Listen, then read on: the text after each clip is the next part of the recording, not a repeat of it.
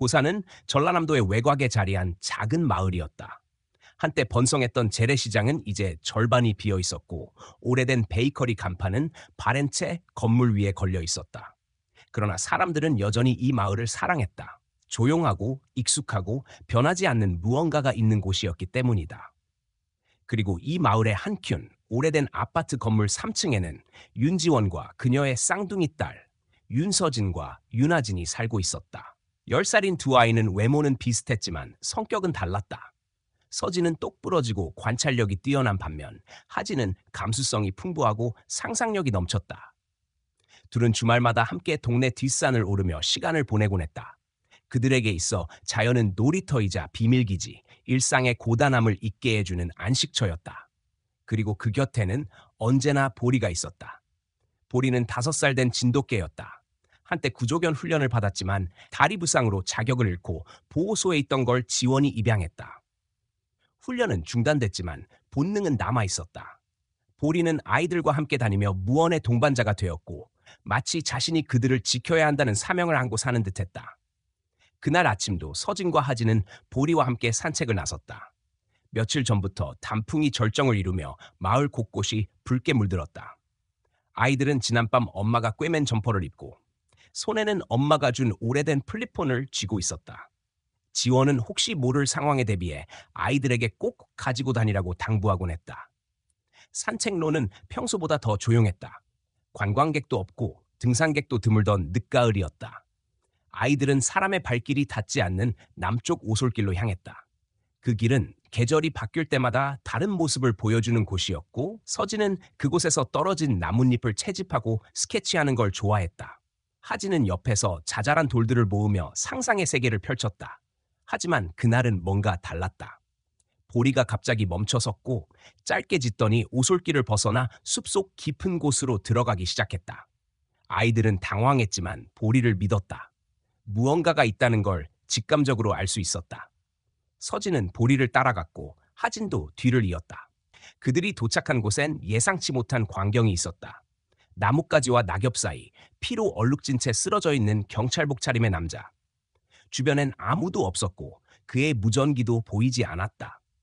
남자의 얼굴은 창백했고 피는 땅 위로 번져 있었다. 서진은 침착하게 상황을 파악하려 했었고 하진은 손에 쥔 플립폰으로 119에 전화를 걸었다. 신호는 약했지만 연결됐다. 그녀는 떨리는 목소리로 위치를 설명했고 구조대는 도착까지 최소 20분이 걸린다고 했다. 그는 황준호였다. 고산 경찰서에 근무한 지 3년째 되는 부경이었다. 조용하고 내성적인 성격의 그는 숲을 좋아했고 종종 사람 없는 길을 순찰하며 자연과 함께 시간을 보냈다. 최근에는 아무에게도 말하지 않고 개인적으로 조사하던 사건이 있었다. 불법 벌목과 무기 거래 혐의가 있는 인물들이 이 지역 숲에 은신 중이라는 첩보를 입수한 그는 상부에 보고하지 않고 직접 확인에 나섰다가 누군가의 습격을 받은 것이다. 서진은 자신의 목도리를 풀어 상처 부위에 대고 하진에게 압박을 도와달라고 했다. 아이들은 떨면서도 최선을 다했다. 그들이 해야 할 일은 단 하나였다. 이 남자가 죽지 않게 시간을 버는 것. 서진은 떨어진 나뭇가지를 주워 간이 지열 도구로 쓰고 하진은 구조대에 몇 번이고 다시 연락을 시도했다. 그 순간 보리는 남자의 다리 옆에 조용히 자리를 잡았다. 마치 무언가를 지키듯 그의 곁을 지켰고 아이들을 바라보며 그들의 두려움을 함께 나눴다. 아무 말도 할 수 없었고 아무 대답도 들을 수 없었지만 그 공간엔 이상한 평온함이 감돌았다. 죽음과 생명이 맞닿은 자리에서 새 아이의 용기와 한 마리 개의 본능이 하나의 기적을 만들고 있었다. 그 시각 고산 시내의 오래된 아파트 3층에선 윤지원이 부엌에 앉아 전기요금 고지서를 바라보고 있었다. 그녀는 늘 지쳐 있었고 하루하루를 버티는 것만으로도 벅찼다. 제과점은 코로나 이후 문을 닫았고 지금은 주말마다 시장에 나가 소량의 머핀과 스콘을 팔며 생계를 이어가고 있었다. 그녀는 두 아이에게 더 나은 삶을 주고 싶었지만 현실은 늘 그녀를 뒤로 끌어당겼다. 그러다 집 전화가 울렸다. 고산 경찰서 소속의 형사가 전화를 걸어 아이들이 구조 요청을 했고 부상을 입은 경찰관을 발견했다고 전했다. 아이들은 무사했고 구조대가 곧 현장에 도착할 예정이라고 했다. 지원은 전화를 끊은 뒤 자리에서 멍하니 앉아 있었다. 뿌듯함과 두려움이 동시에 밀려왔다. 그녀는 아이들이 그런 상황에서 그렇게 침착하게 대응할 수 있었다는 사실에 놀랐고, 자신은 그 아이들에게 무엇을 가르쳤는지 되돌아보게 됐다. 그리고 그날 아침에 그 숲속 한복판, 낙엽이 쌓인 바닥 위에서 시간은 더디게 흐르고 있었다. 서진과 하진은 황준호의 숨소리가 이어지는 것을 확인하며 조용히 그 곁을 지켰고, 보리는 눈을 깜빡이며 주변을 경계했다. 20분이 얼마나 긴 시간인지 그날만큼 절실히 느낀 적은 없었다. 구조대가 도착하기까지 아이들은 아무도 자신들을 보지 않는 그 공간에서 가장 올바른 선택을 했다. 그것은 그들 인생의 첫 번째 기적이었다. 구급차가 도착했을 때 숲속은 이미 정적에 쌓여 있었다. 구조대원들은 상황의 심각성을 파악하고 신속하게 황준호를 들것에 실었다. 아이들은 물러서 있었지만 눈은 그를 따라 움직였다. 누군가의 생명이 자기 손에 달려있다는 것을 체감한 것은 생애 처음이었다. 서진은 손에 남은 피 자국을 내려다보며 입술을 꼭 다물었다. 하진은 보리의 목덜미를 잡고 있었다. 아무 말도 하지 않았지만 셋 모두 알고 있었다. 지금 이 순간은 평범한 하루가 아니었다. 황준호는 병원으로 이송되었고 응급수술에 들어갔다. 출혈이 심했고 장기 손상이 우려되었지만 의사들은 그가 살아있을 가능성에 집중했다. 그는 깨어나지 못했지만 병원 내 모든 사람들은 아이들이 아니었다면 이미 늦었을 것이라는 데 동의했다. 한편 윤지원은 아이들이 돌아오자 안도의 숨을 내쉬었지만 금세 다른 감정들이 밀려왔다. 아이들이 생명의 위기에 처한 사람을 구조했다는 것에 자랑스러우면서도 죄책감을 느꼈다. 자신은 무엇을 했던가? 아이들에게 응급처치 한 번 가르쳐주지 못했고 휴대폰도 겨우 고물 하나 들려줬을 뿐이었다.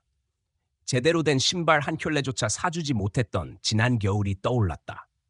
그날 밤 지원은 아이들을 끌어안고 오래도록 말없이 앉아 있었다. 서진과 하진은 지쳐 잠들었지만 그녀는 쉽게 잠들 수 없었다. 머릿속은 뒤엉킨 생각들로 가득했다. 아이들이 자란다는 건 이런 것이었을까? 세상이란 게 이렇게도 빠르게, 이렇게도 냉혹하게 아이들을 어른으로 만들어버리는 것인가? 다음 날 아침, 마을 곳곳엔 전날 있었던 사건이 퍼져 있었다. 경찰이 부상을 입고 쓰러져 있었고 10살짜리 아이들이 그를 발견하고 응급처치를 했다는 사실에 사람들은 놀라움을 감추지 못했다. 학교에서는 아이들이 어떻게 그런 상황에서 침착하게 행동할 수 있었는지 물었고 시장에선 그 집 애들은 참 대단하다는 말이 오갔다. 하지만 지원은 그 모든 관심이 불편했다. 그녀는 아이들이 영웅으로 불리는 게 달갑지 않았다. 아이들은 아직 아이들일 뿐이었다. 그리고 그녀는 아이들을 지켜야 할 입장이었다. 그저 조용히 일상을 유지하고 싶었다. 남들이 주는 박수와 칭찬보다는 아이들이 무사히 학교에 다니고 따뜻한 밥을 먹으며 자라나는 것이 더 중요했다. 며칠 후 황준호의 상태가 안정되었다는 소식이 전해졌다. 그는 의식을 되찾았고 생명에는 지장이 없을 것으로 보인다는 병원의 발표가 있었다. 지원은 그제야 깊은 한숨을 내쉴 수 있었다. 서진과 하진도 그 소식을 듣고 조용히 기뻐했다. 그들은 죽음이란 것을 처음 가까이에서 마주했고 누군가를 살렸다는 경험이 아이들의 마음에 어떤 자국을 남겼는지는 아무도 알 수 없었다. 같은 날 고상찰서 형사 강민서는 황준호의 사건을 정식 수사로 전환했다. 그는 초기에 단순한 공격 사건으로 보았지만 황준호의 상사에게서 받은 비공식 보고서를 읽고 생각이 바뀌었다. 준호는 누군가의 명령 없이 혼자서 특정 지역을 지속적으로 순찰하고 있었다. 보고서에는 불법 벌목과 총기 유통 의심 지역이라는 메모가 붙어 있었고 이를 혼자 추적하던 중 실종 직전 상태까지 갔다는 정황이 포함되어 있었다. 강민서는 현장을 다시 찾았다. 낙엽은 어느 정도 치워졌고 사건 당시의 혈흔과 물품들이 수거된 자리엔 경찰 테이프가 붙어 있었다. 그는 현장 수색 중 경찰 전용 무전기 조각을 발견했다. 오래된 모델이었다. 이미 20년 전에 단종된 모델이었고 현장에서 발견된 조각에는 HTS라는 이니셜이 흐릿하게 남아 있었다. 이름을 떠올리는데 오래 걸리지 않았다. 황태수. 고산경찰서 소속이었고 20년 전 근무 중 실종된 경찰관. 바로 황준호의 아버지였다. 강민서는 서류를 다시 검토했다. 황태수 실종 사건은 당시 자발적 실종으로 처리되었고 내부적으로 더 이상의 수사는 이루어지지 않았다. 하지만 이번 사건과 연관성이 있다면 이야기는 달라진다. 그는 정식으로 두 사건을 연결해 보기로 했다. 무전기의 조각은 그 시작이었다. 같은 시각, 윤지원은 재래시장에서 자신이 예전에 사용하던 판매대를 둘러보고 있었다. 작년에 밀린 사용료 때문에 정식 계약은 불가능했지만 그녀는 간절히 부탁했다. 그 자리는 그녀에게 단순한 공간 이상의 의미가 있었다. 아이들이 잠든 새벽, 그녀는 다시 반죽을 시작하고 싶었다. 무엇이든 팔아서 무엇이든 해내야 했다. 서진은 작은 노란 저금통에 동전을 모으기 시작했다. 이름을 붙였다. 오븐 펀드. 고장이 난 오래된 오븐을 고쳐서 엄마가 다시 빵을 구울 수 있게 하자는 것이었다. 하진은 광고 전단지를 만들어 집 앞에 붙였다. 우리 엄마 빵 정말 맛있어요. 도와주세요. 그 집엔 영웅이 없었다. 다만 서로를 위해 애쓰는 사람들만 있었다. 그리고 그들이 원한 건 영광도 아니고 주목도 아니었다. 그저 내일 아침에도 같은 식탁에 둘러앉을 수 있는 일상이었다. 며칠 뒤 황준호가 병원에서 깨어난 날 고산의 공기는 어딘가 달라져 있었다. 여전히 조용하고 익숙한 마을이었지만 사람들의 시선과 말투에는 미묘한 긴장감이 섞여 있었다. 경찰서 내부에서는 사건의 경위를 두고 다양한 추측이 오갔고 형사 강민서는 혼자 조용히 수사 기록을 다시 정리하고 있었다. 준호는 회복 중이었지만 몸보다 더 무거운 건 마음속의 의문이었다. 누가 자신을 공격했는가? 어떻게 그 위치를 알았는가? 그리고 아버지의 실종과 이번 사건은 정말 무관한가? 병실 안에서 그는 말없이 천장을 바라보며 아버지의 얼굴을 떠올렸다. 기억은 흐릿했지만 목소리와 뒷모습만큼은 또렷했다. 8살이었던 그날 밤 아버지는 곧 돌아올게라고 말하고 나간 뒤 다시는 돌아오지 않았다. 경찰 내부에서 황태수에 대한 언급은 금기시되다시피 했고 사건은 자발적 실종으로 종결됐다. 하지만 준호는 늘 믿지 않았다. 아버지는 그냥 사라질 사람이 아니었다. 그리고 이번 공격에서 느낀 방식, 위치, 정황들이 이상할 정도로 익숙했다. 마치 누군가 과거를 반복하듯 행동하고 있었다. 형사 강민서는 준호를 병문안했다. 말수는 적었지만 눈빛은 진지했다. 그는 무전기 조각에서 발견된 이니셜을 보여주며 조심스럽게 물었다. 준호는 조각을 오래도록 바라보다가 고개를 끄덕였다. 아버지가 쓰던 모델이었습니다. 그 말에 강민서는 무언가 확신을 얻은 듯 다시 병실을 나섰다. 단서들은 조용히 모이고 있었다. 한편 윤지원의 집에서는 조금씩 변화가 생기고 있었다. 서진과 하진은 여전히 학교에 다녔지만 오후마다 시장 주변을 돌며 플라이어를 붙이고 작은 상자를 들고 다니며 엄마 오븐 수리 기금을 위한 자금을 모았다. 동네 어른들은 처음엔 웃으며 지나쳤지만 아이들의 진심이 느껴지자 하나둘 동전을 넣기 시작했다. 빵 한 조각 가격보다 작은 금액이었지만 그 모든 손길은 따뜻했다. 그러던 어느 날 누군가 집 문 앞에 작은 봉투를 두고 갔다. 봉투 안에는 깔끔한 글씨로 쓴 쪽지 한 장이 들어있었다. 아이들을 혼자 키우는 일이 어떤 것인지 압니다. 조건 없는 감사의 마음입니다. 힘내세요. 쪽지에는 KW라는 이니셜만 적혀 있었고 그 아래엔 지역 마트 상품권이 동봉돼 있었다.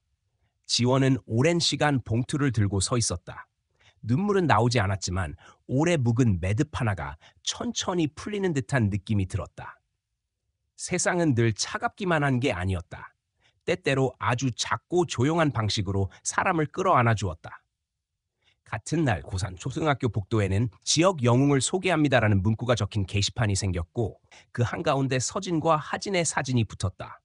아이들은 부끄러워했지만 교장은 진심을 담아 아이들을 무대에 세웠다. 장식은 소박했고 관객은 동네 사람 몇 명뿐이었지만 모두가 알고 있었다. 그들이 지켜낸 생명은 단 하나였지만 그 파장은 훨씬 컸다는 것을. 행사 직후 황준호는 병실에서 그 뉴스 클립을 보았다. 아이들의 얼굴을 보며 그는 웃었다. 아직도 아프고 여전히 필요했지만 그 순간만큼은 마음이 따뜻해졌다. 누군가는 그를 살리기 위해 움직였고 그 움직임은 결코 작지 않았다. 며칠 후 강민서는 새로운 보고서를 작성하기 시작했다.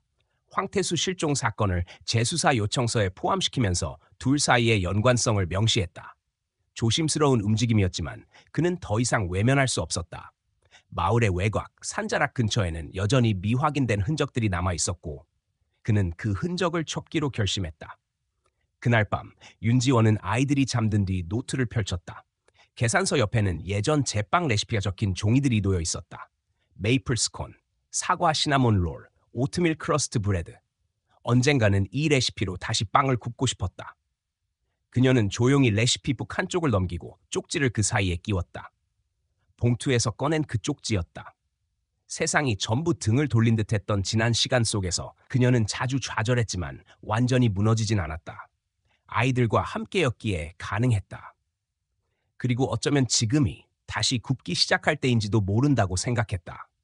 작은 반죽 하나로 사람을 살릴 수는 없겠지만 마음을 따뜻하게 만드는 건 가능했다. 이야기는 아직 끝나지 않았다. 그리고 그 끝은 어쩌면 그들이 함께 만들어갈지도 모른다. 주말 오후 서진은 보리를 데리고 하진과 함께 다시 남쪽 산책로로 향했다.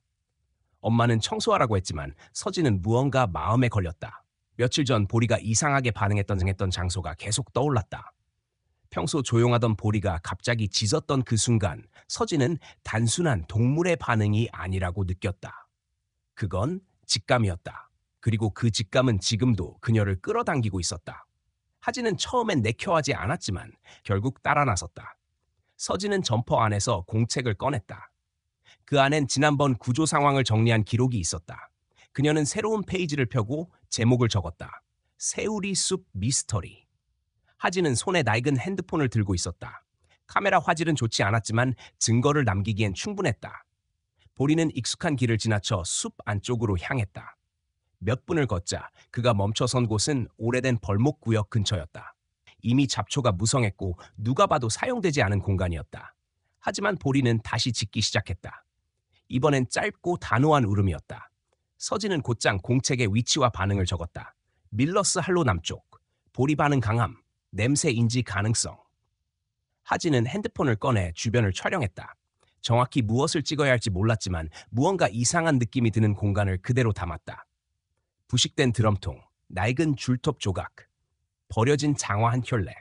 아무것도 명확하진 않았지만 그 모든 것이 모이면 하나의 분위기를 만들고 있었다. 아이들은 더 가까이 가지 않기로 했다. 그저 주변을 둘러보고 기록만 남겼다. 그리고 보리가 계속 한쪽을 주시하자 그 방향도 촬영해 두었다. 서진은 조용히 말했다. 여기 뭔가 있어.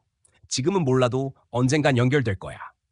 하진은 고개를 끄덕였고 세 사람은 조심스럽게 숲을 빠져나왔다. 집에 돌아온 서진은 중요한 물건들을 넣어두는 신발 상자를 열었다. 그 안엔 나뭇잎 채집 노트, 이상한 모양의 돌, 그리고 지금까지 적어온 수첩이 들어있었다. 오늘 새로 쓴 페이지도 그곳에 넣었다. 신중하고 조용하게 아무에게도 알리지 않은 채. 그녀는 지금 자신이 단순한 아이가 아니라는 것을 느끼고 있었다. 그리고 그건 두려움이 아니라 책임감에 가까웠다. 그날 저녁 형사 강민선은 고산 경찰서 주차장에서 순찰 중인 경사 강단일을 마주쳤다. 강단일은 얼마 전 몬트리에서 전입해온 신참 경찰이었다. 성격은 유쾌했지만 말이 많고 상황 파악이 느린 편이었다. 강민선은 인사를 건네고 지나가려 했지만 강단일이 갑자기 말을 걸었다. 형사님, 혹시 지난번 회의 때 가져오셨던 레몬 스퀘어 또 구할 수 있나요? 누나가 추수감사절 기념으로 빵 모금회를 하는데 그게 너무 맛있었다고 해서요. 강민선은 걸음을 멈췄다. 난 그런 거 안 굽는데? 강단일은 당황한 얼굴이었다. 에? 그날 형사님 책상 위에 있었잖아요. 누가 준 거예요? 강민선은 대답하지 않고 조용히 웃었다. 그 레몬 스퀘어는 자신이 구운 게 아니었다. 며칠 전 윤지원의 아파트 앞에 놓여있던 작은 테이블에서 구입한 것이었다. 서진이 직접 손글씨로 우리 엄마의 오븐을 고치기 위한 머핀과 스퀘어라고 적은 팻말이 떠올랐다. 그녀는 고개를 저으며 조용히 걸음을 옮겼다. 밤이 깊어지자 고산의 거리는 조용해졌다. 형사 강민선은 책상에 앉아 그날 아이들로부터 받은 보고서 사본을 다시 펼쳤다. 보리의 반응, 위치, 사진, 그리고 서진이 적은 기록. 단순한 호기심 어린 장난이 아니었다. 아이들은 뭔가를 보고 있었고 어쩌면 자신이 놓친 단서를 이미 찾아낸 걸지도 몰랐다. 같은 시간 윤지원은 고장난 오븐 앞에 쪼그려 앉아 매뉴얼을 펼치고 있었다. 플러그를 다시 끼우고 스위치를 조정하고 버튼을 눌러봤지만 반응은 없었다. 서진은 손전등을 들고 엄마 옆에 앉았고 하진은 공구 상자를 정리하고 있었다. 그들은 누구에게도 의존하지 않았다. 스스로 해결해보려는 마음이 먼저였다. 문득 초인종이 울렸다. 서진이 달려가 보니 작은 상자가 문 앞에 놓여 있었다. 영수증엔 애플 시나몬 크럼블 X2가 적혀 있었고 메모가 함께 동봉돼 있었다. 일요일까지 배송 부탁드립니다. 우리 할머니가 당신의 빵을 그리워합니다. W. 밀러. 지원은 메모지를 한참 바라보다가 조용히 레시피북 사이에 그 쪽지를 끼웠다.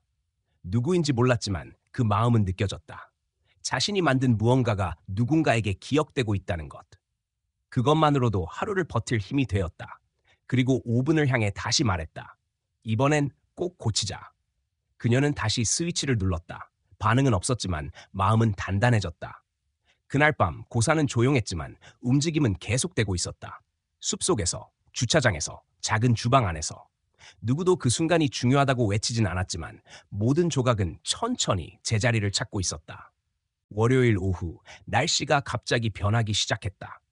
기상청 예보보다 빠르게 찬바람이 불어왔고 마을 사람들은 창문을 닫고 빨래를 걷었다.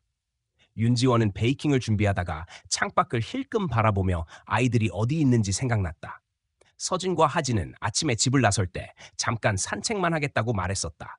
그런데 보리의 밥그릇이 그대로였다. 지원은 그제야 뭔가 이상하다고 느꼈다. 서진과 하진은 다시 밀러스 할로 인근 숲으로 들어갔다. 지난번 보리가 반응했던 지점을 더 자세히 살펴보고 싶었고 이번에는 혹시 더 확실한 단서가 있을지도 모른다는 생각에 준비물도 챙겨왔다. 수첩, 손전등, 카메라가 달린 핸드폰. 둘은 처음엔 긴장보다 설렘이 컸다. 하지만 숲 깊은 곳에서 들린 낮고 거친 목소리에 모든 감정이 얼어붙었다. 그들은 낯선 남자들의 목소리를 들었다. 조용히 대화하는 소리였지만 단어 하나하나가 분명하게 들렸다. 그 애들이 뭔가 본 것 같아. 숨을 죽인 채 뒷걸음질 치려던 순간 숲속 어딘가에서 불빛이 흔들렸다.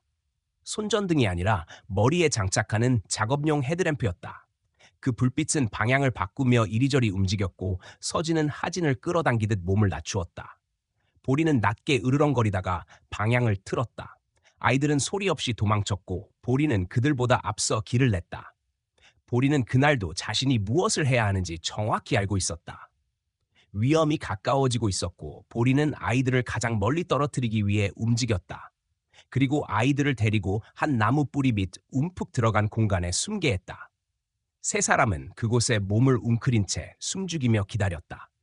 시간이 얼마나 지났는지는 알 수 없었다. 바람 소리와 나뭇가지 흔들리는 소리 사이로 사람들의 발소리와 중얼거림이 섞여 들렸다. 아이들은 숨을 죽였고 보리는 입구 쪽을 지키며 미동도 하지 않았다. 그러던 중 나뭇가지가 꺾이는 소리가 가까이에서 들렸다. 남자들의 발소리는 점점 더 다가왔다. 분명 이쪽으로 갔어. 개소리가 여기서 났잖아. 그 순간 보리는 갑자기 짖기 시작했다. 소리는 크고 날카로웠다. 아이들은 깜짝 놀랐지만 곧 그 이유를 이해했다. 보리는 그 순간을 선택했다. 둘 중 한 남자가 불빛을 따라 고개를 돌리자 보리는 그대로 뛰어들었다. 겁이 없었다. 그건 본능이었다. 그건 보호였다. 남자 하나가 소리쳤고 다른 하나는 금속봉 같은 것을 들어 보리를 향해 휘둘렀다. 충돌 소리가 났고 보리의 짖음이 끊겼다. 그러나 바로 다시 짖는 소리가 이어졌고 그들은 점점 멀어졌다. 보리는 두 사람을 숲 더 깊은 곳으로 유인해갔다. 아이들은 그저 움직이지 못한 채 그 자리에 있었다. 몇 분 후 머리 위로 강한 빛이 비쳤다. 자동차 헤드라이트였다. 그리고 누군가 외쳤다. 서진아! 하진아! 익숙한 목소리였다. 황준호였다. 그는 아직 회복 중이었지만 지원의 전화를 받고 형사 강민서와 함께 숲으로 들어온 것이었다. 두 사람은 날씨가 나빠지기 전 마지막 구조 가능성에 걸고 이곳에 도착했다. 강민서는 손전등을 비추며 아이들의 위치를 확인했고 아이들을 향해 달려왔다. 하진은 먼저 움직였고 서진도 뒤따랐다. 보리는 보이지 않았다. 아이들이 안전하다는 사실에 안도할 틈도 없이 준호는 주위를 살폈다. 그러다 나뭇가지 사이에서 낑낑대는 소리가 들렸다. 보리는 피를 흘리며 다가오고 있었다. 눈은 또렷했고 꼬리는 한번 흔들렸다가 멈췄다. 하진이 울먹이며 이름을 불렀고 준호는 조심스레 보리를 들어 차로 향했다. 강민서는 동물병원에 미리 연락했다. 근처엔 야간 진료가 가능한 병원이 하나뿐이었지만 그곳으로 가는 길도 폭우로 가시성이 나빴다. 차 안은 조용했다. 아이들은 젖은 옷을 덮은 담요 속에서 서로 손을 꼭 잡고 있었고 준호는 조수석에 보리를 안고 앉아 있었다. 강민서는 운전에 집중했고 속도는 느렸지만 안정적이었다. 모두가 말없이 마음속으로 같은 기도를 하고 있었다. 동물병원에 도착했을 때 수의사 박마루가 대기 중이었다. 그는 상태를 확인하자마자 수술 준비를 시작했다. 출혈이 심했지만 생명에는 지장이 없을 거라고 말했다. 보리는 강했다. 그 강인함은 훈련 때문이 아니라 사랑하는 존재를 지키겠다는 본능 때문이었다. 아이들은 보리 옆에서 밤을 새웠다. 지원은 늦게야 병원에 도착했고 아이들을 보고 아무 말 없이 안아주었다. 눈물이 나지 않았다. 다만 그날 모두가 조금씩 더 강해졌다. 그리고 그 강함은 소리내지 않고 조용히 서로의 곁에 머물러주는 방식이었다. 보리는 밤을 넘기며 안정세를 보였다. 박마루 수의사는 새벽녘 수술은 성공적이었다고 말했고 출혈은 멎었으며 생명에 큰 지장은 없을 것이라 했다. 서진과 하진은 의자에 앉은 채 졸다 깨어나기를 반복했다. 간호사는 아이들이 교대로 쉬라고 했지만 둘 다 자리를 떠나지 않았다. 그 자리에 있는 것만으로도 보리가 위로받을 거라 믿었다. 지원은 병원 복도에서 강민서와 마주 앉아 조용히 이야기를 나눴다. 아이들이 겪은 일, 보리가 감당한 위험, 그리고 이제부터 무엇을 해야 할지. 강민서는 지원에게 조심스럽게 물었다. 이 이야기가 마을에 알려지더라도 괜찮겠냐고. 지원은 한참을 생각하다 고개를 끄덕였다. 아이들이 한 일은 감춰야 할 일이 아니었다. 그리고 이 경험은 언젠가 누군가에게 도움이 될 수도 있었다. 며칠 후 고산초등학교에서는 간소한 감사 행사가 열렸다. 많은 사람이 참석한 건 아니었지만 행사장엔 따뜻한 분위기가 흘렀다. 아이들은 새로 산 셔츠에 이름표를 달고 무대에 섰고 교장 선생님은 조용하지만 힘있는 목소리로 그들의 용기와 책임감을 칭찬했다. 서진은 고개를 들었고 하진은 손을 꼭 쥐었다. 행사의 마지막에는 보리에게도 상장이 수여되었다. 케이라의 민간 공로 훈장. 이 훈장은 동물에게 수여되는 것이었지만 그 의미는 단순한 상징 이상이었다. 박마루 수의사는 보리의 상태가 빠르게 회복 중이라고 전했고 마을 사람들은 저마다 박수를 보냈다. 행사 후 고산경찰서는 주니어 생명구조 교육 프로그램 출범을 발표했다. 아이들에게 응급처치와 위기 대응 능력을 교육하는 프로그램으로 서진과 하진의 사례가 계기가 되었다. 황준호는 이 프로그램의 책임자로 정식 배치되었다. 사건 후 그는 자신의 직무에 대해 다시 생각하게 되었고 더 이상 단독 행동으로 위험을 감수하지 않기로 결심했다. 준호는 회복 중에도 여러 차례 지원의 집을 방문했다. 처음에는 아이들의 상태를 확인하고 감사 인사를 전하기 위해서였지만 어느새 그것이 자연스러운 일상이 되었다. 저녁 식사 시간이면 종종 식탁에 함께 앉았고 보리가 자리 잡은 소파 아래에서 조용히 발을 움직이면 하진은 웃으며 보리도 식구니까요 라고 말하곤 했다. 지원은 처음엔 조심스러웠다. 타인의 호의에 기대는 것이 익숙하지 않았고 아이들과의 생활은 이미 충분히 복잡했기 때문이었다. 하지만 준호의 태도는 조용했고 무례하지 않았으며 무엇보다도 아이들에게 안정감을 주고 있었다. 그는 언제나 문 앞에서 기다렸고 필요 이상 머무르지 않았으며 무언가를 도와주기보단 함께 있어주는 방식으로 시간을 썼다. 아이들은 서서히 일상을 회복해갔다. 하진은 예전처럼 상상의 이야기를 만들었고 서진은 새로운 공책을 꺼내 사건의 기록을 정리했다. 새우리 숲 미스터리는 이제 3번째 장을 넘기고 있었고 그 안엔 사진, 날짜, 냄새에 대한 보리의 반응까지 정리되어 있었다. 준호는 그 공책을 보며 형사보다 낫다고 웃었고 서진은 수줍게 웃으며 공책을 다시 가방에 넣었다. 저녁이면 지원은 다시 반죽을 시작했다. 오븐은 여전히 완전히 고쳐지진 않았지만 불을 붙이면 한쪽만 따뜻해지는 정도였다. 아이들은 반죽을 섞고 재료를 준비하는 일을 도왔다. 가끔 보리가 도우려다 밀가루를 엎었고 그러면 하진이 웃음을 터뜨렸다. 그렇게 웃음이 점점 자리를 잡아갔다. 지원은 한참을 고민하다 시장 상인회에 전화를 걸었다. 작년 가을 밀린 자리세가 있다는 이유로 퇴거했던 자리였다. 통화 상대는 정중했지만 여전히 미납금이 해결되지 않았다는 사실을 상기시켰다. 지원은 다시 한번 기회를 부탁했지만 결과는 달라지지 않았다. 통화를 끝내고 그녀는 식탁 한쪽에 놓인 저금통을 바라보았다. 그 안엔 오븐 펀드라는 글씨가 선명했다. 서진이 시작한 것이었고 매주 동전을 넣으며 키워가던 희망이었다. 그날 오후 아이들은 다시 보리와 함께 근처 공원으로 나갔다. 산책이 목적은 아니었다. 서진은 최근 보리가 이상하게 반응했던 위치를 다시 확인하고 싶었다. 하진은 자꾸 불안한 마음이 들어 따라 나섰고 보리는 아무 말 없이 앞장섰다. 아이들은 아직 정리되지 않은 단서들이 여전히 남아있다는 것을 느끼고 있었다. 밤이 되자 준호는 다시 형사 강민서를 찾아갔다. 손엔 새로운 파일이 들려 있었다. 그 안엔 그날 숲에서 발견된 또 다른 사진, 차량 흔적, 부서진 장비 사진들이 포함되어 있었다. 두 사람은 마주 앉아 모든 단서를 다시 검토했다. 그리고 준호는 말했다. 이건 혼자 풀 수 있는 문제가 아닙니다. 강민서는 고개를 끄덕였다. 이제 그들은 함께 이 퍼즐을 풀어가기로 했다. 침묵 속에서 단단히 쌓여있던 벽이 서서히 흔들리고 있었다. 초겨울의 기운이 퍼지기 시작한 고사는 조용히 계절을 바꾸고 있었다. 낙엽이 다 떨어진 나무들 사이로 햇살이 들어오고 시장 거리엔 따뜻한 증기와 계피향이 다시 감돌기 시작했다. 윤지원은 작은 간이 부스를 새로 꾸미고 있었다. 간판은 오래된 판자에 손으로 써붙인 글씨였다. 보리 베이커리. 다시 굽기 시작한 머핀과 사과 시나몬 롤, 메이플 스콘들이 테이블 위에 하나씩 놓였다. 그녀의 손은 여전히 조심스럽고 느렸지만 확신이 있었다.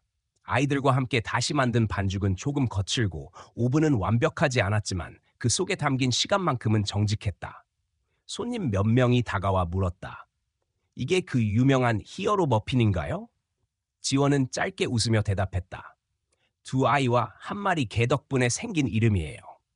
테이블 아래 보리는 조용히 엎드려 있었고 사람들의 손길이 닿을 때마다 꼬리를 천천히 흔들었다. 서진과 하진은 계산을 도왔고 잔돈을 정리하며 손님들에게 직접 종이 냅킨을 건넸다. 둘은 붉은색 털모자를 쓰고 있었고 머핀 포장지에도 직접 만든 스티커가 붙어 있었다.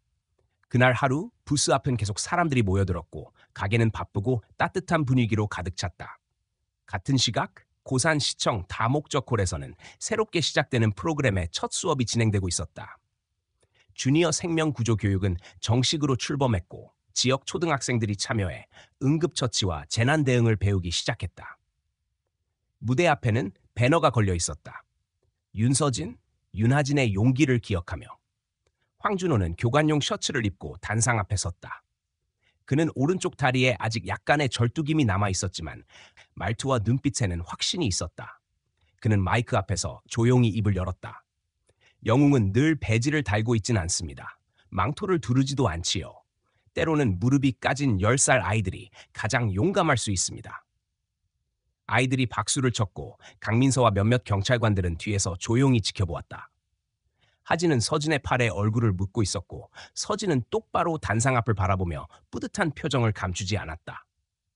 수업이 끝난 후 모든 참여 학생들에게 간단한 구조 키트가 제공되었고 그 안엔 손전등과 붕대 그리고 한 장의 카드가 포함되어 있었다. 용기는 연습으로 완성됩니다.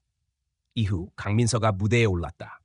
그는 정장 위에 형사용 외투를 걸치고 손에 작은 벨벳 상자를 들고 있었다. 무대 한쪽에서 보리가 천천히 걸어 나왔다. 다리엔 아직 붕대가 감겨 있었지만 움직임은 안정적이었다. 아이들이 환호성을 질렀고 준호는 무릎을 꿇고 리본이 달린 훈장을 목에 걸어주었다. 민간 구조견 공로상. 그 장면은 많은 사람의 마음에 오래도록 남았다. 그날 저녁 윤지원의 집은 오랜만에 따뜻하고 북적이는 분위기였다. 작은 식탁에는 남은 머핀과 빵이 놓였고 아이들은 오늘 받은 키트를 펼쳐보며 이야기꽃을 피웠다. 보리는 식탁 아래에서 졸고 있었고 준호는 설거지를 도우며 아이들의 이야기에 귀를 기울였다.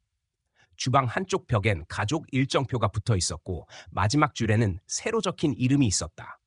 황준호, 설거지 담당 및 이야기꾼.